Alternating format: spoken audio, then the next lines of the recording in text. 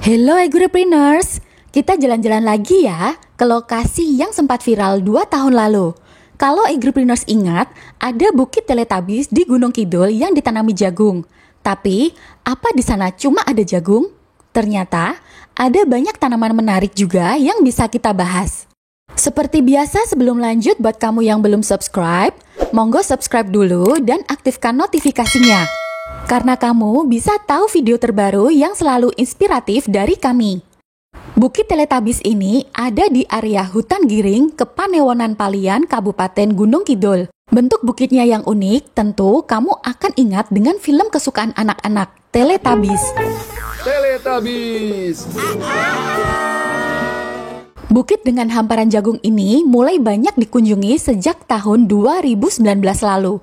Awalnya, pegunungan ini merupakan hutan jati.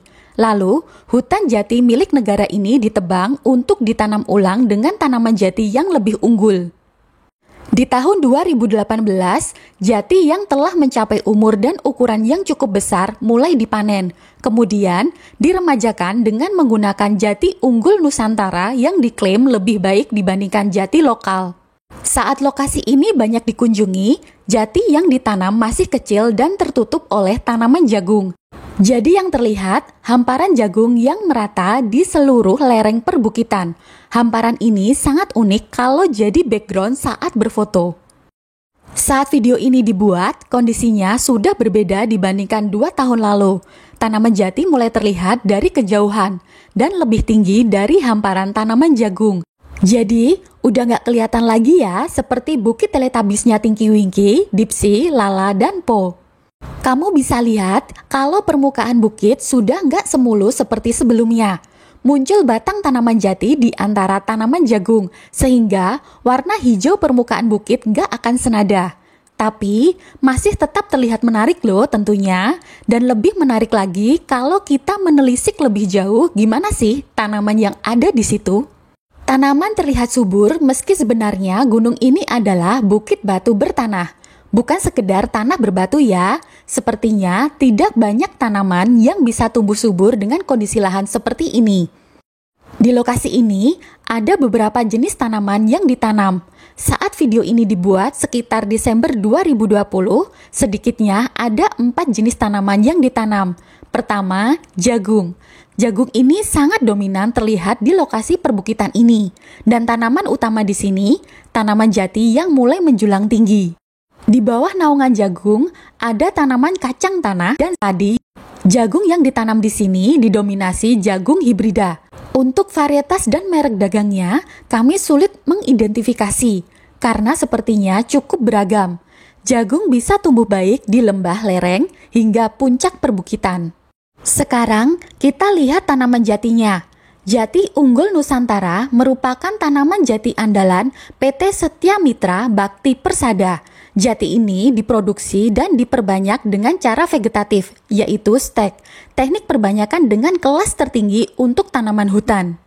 Di sini, perlu Agripreneurs tahu, klasifikasi benih tanaman hutan berbeda dengan tanaman lain yang kita kenal. Umumnya, kelas benih dimulai dari benih penjenis, benih dasar, benih pokok, dan benih sebar. Tapi, klasifikasi benih pada tanaman hutan berbeda. Kita lihat peraturan perbenihan, Peraturan Menteri Lingkungan Hidup dan Kehutanan Nomor P3 Tahun 2020, dan masih sama dengan peraturan sebelumnya. Klasifikasi sumber benih dari kelas terendah yaitu Tegakan Benih Teridentifikasi (TBT), Tegakan Benih Terseleksi (TBS), Area Produksi Benih (APB), Tegakan Benih Provenan (TBP), Kebun Benih Semai (KBS), Kebun Benih Klon (KBK), dan Kebun Pangkas (KP). Tidak seperti tanaman pertanian, masing-masing kelas tidak dapat diturunkan ke kelas di bawahnya. Seluruh hasil dari kelas tersebut bisa dikatakan sebagai kelas benih sebar. Kembali lagi ke tanaman jati di sini, di Gunung Kidul ada persemaian dan kebun pangkas tanaman jati di Banyu Soco, Playen. Benih yang dihasilkan kebun ini merupakan kelas tertinggi yang ada di sistem kelas benih tanaman hutan. Terlepas dari benih yang ditanam tersebut bersertifikat atau berlabel atau tidak sama sekali, yang pasti tahun 2018 kebun pangkas di Banyusoco tersebut belum dapat sertifikat penetapan kebun pangkas dan tentunya bibitnya juga tidak dapat disertifikasi. Benih tidak bersertifikat bukan berarti tidak bermutu, tapi terkadang hanya karena tidak memenuhi persyaratan administrasi. Lalu, apa Jatijun memang bermutu? Kita lihat pohon yang sudah ditanam sebelumnya. Kami ingat pernah melihat hutan tanaman Jatijun yang sudah ditanam cukup lama, dan ini bisa jadi gambaran buat agripreneurs. Lokasi tanaman berada di Banyusoco, Playen, Gunung Kidul. Ditanam sekitar 11 tahun yang lalu pada bulan Februari sampai Maret 2010. Penanaman cukup rapi dan terpelihara dengan baik. Keragaannya seragam dengan batang yang lurus. Kita lihat salah satu tanaman yang cukup besar, diameter batang setinggi dada sekitar 38 cm. Pohon yang diukur tidak mewakili populasi dan bukan ukuran rata-rata. Hanya salah satu dari populasi yang ada dan terlihat cukup ideal pohonnya. Untuk lebih jelasnya, perlu kita lihat deskripsi varietasnya. Karena Jatijun belum dilepas, kita lihat dari informasi yang dipublikasikan oleh perusahaannya aja ya. Keunggulan Jatijun diantaranya perakaran tunggang majemuk, cepat besar, kokoh, tidak mudah roboh, masa panen 15-20 tahun, menghasilkan kayu berkualitas.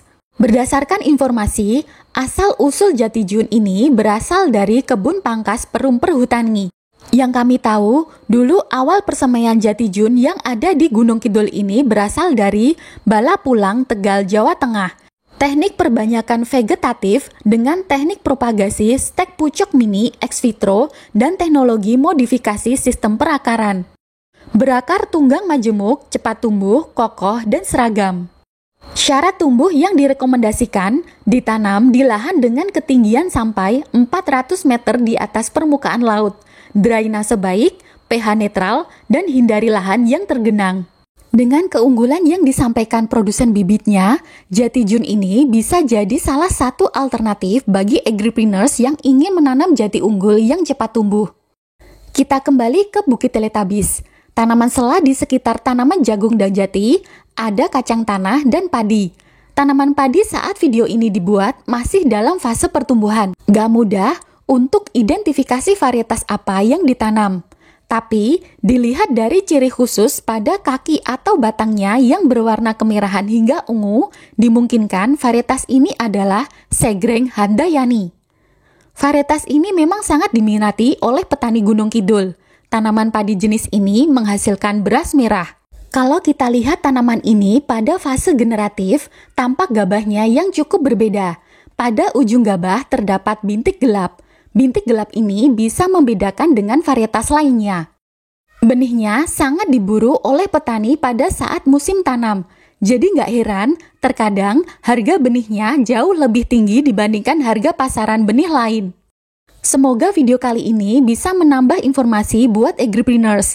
Di balik Bukit Teletabis ini, ada hal yang bisa kita ulik untuk menambah pengetahuan kita semua. Jangan lupa untuk like video ini dan share juga ke temanmu. Tulis masukanmu di kolom komentar. Jumpa lagi di video selanjutnya. Semoga bermanfaat.